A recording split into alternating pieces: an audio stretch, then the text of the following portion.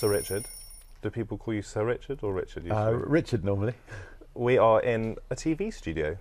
It's a very flashy TV studio. I'm afraid I've only got 5 minutes. We should just say, if there are noises in the background outside, we'll just carry on. It's a Virgin train. It's all right. We don't mind a little bit of advertising going on while we're talking. You've got a plug in there already. I'll see how many plugs I can get in 5 minutes. Don't, please. Okay. Are you ready? At least it's not the BBC. Oh, it is the BBC.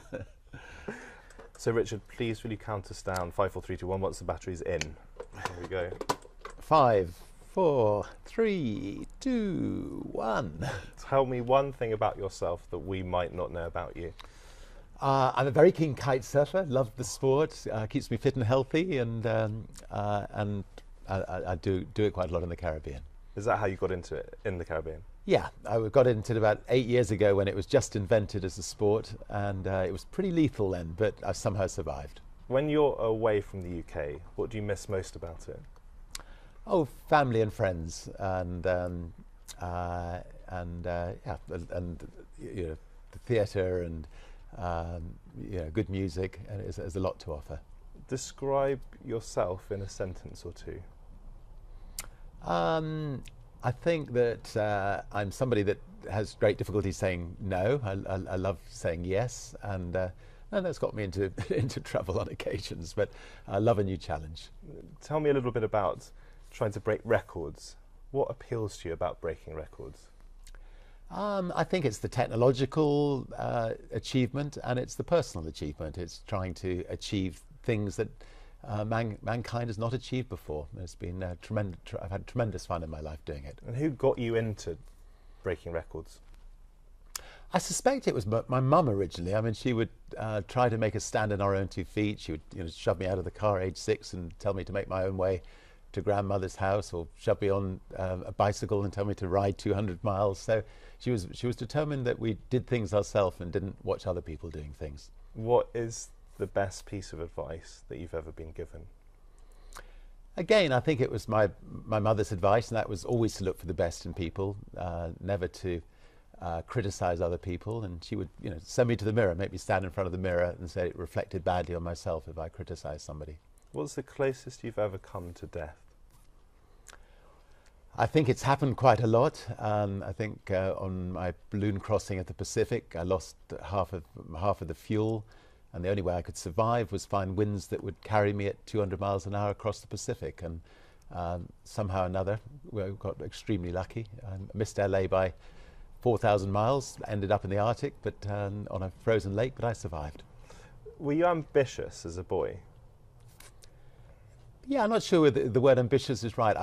As a young lad, like a lot of young lads, I wanted to change the world, and I actually left school at 15 to start a magazine to try to campaign to stop the Vietnamese War. So I suppose, okay, maybe I was slightly ambitious.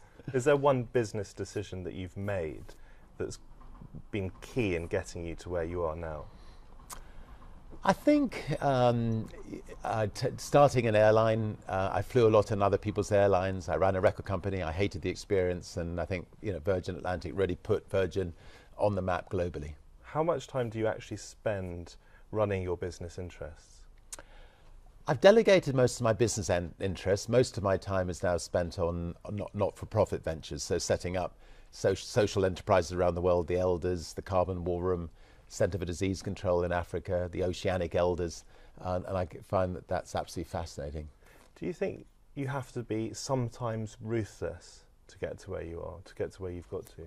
I think being ruthless is counterproductive. I think people like to deal with people who, you know, play fair, and I think it's the stereotype of, you know, the ruthless entrepreneur pushing their way to the top. I don't think it's an accurate portrayal of how to get to the top. Are you tough though?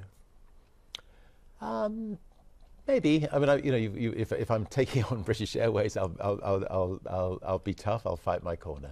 Can you train someone or teach someone to be an entrepreneur, or are you just born an entrepreneur, do you think? No, I think entrepreneurs can become entrepreneurs by just getting out there and doing it. Do you think the UK is a good place to be setting up a business now? I think the UK is a very good place to be setting up a business, and we need to be setting up lots more businesses.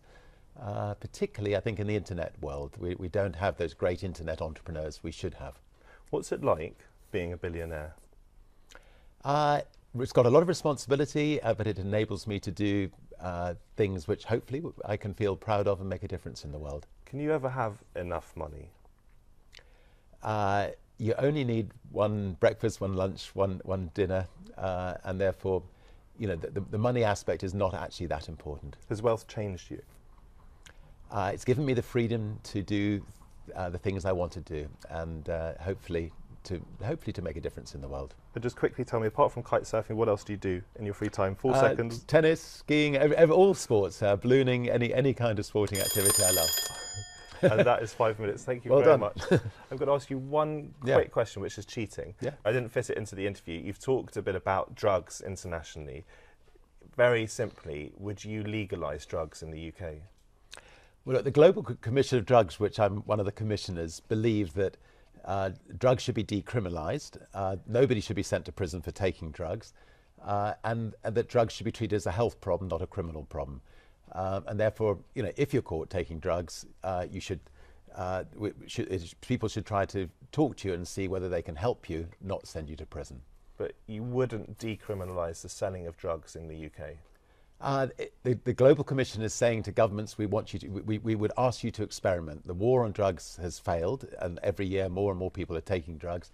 We ask different governments to experiment with different methods. So, you know, maybe in one country they can experiment with legalizing marijuana and regulating it and making sure that, you know, the right kind of marijuana is sold to people. In another country they can just do decriminalization. It's up to individual countries to experiment with different methods. But I mean, Portugal, you know, for the last 10 years has not sent one person to prison for taking drugs. And the amount of people who are taking heroin has halved, the amount of people taking marijuana has reduced, the amount of people getting HIV has dropped dramatically, and the amount of breaking and enterings has dropped incredibly dramatically, by nearly 90%. So, you know, there are a lot of good things by reviewing the current policies. Thank you very much. Thank you very much.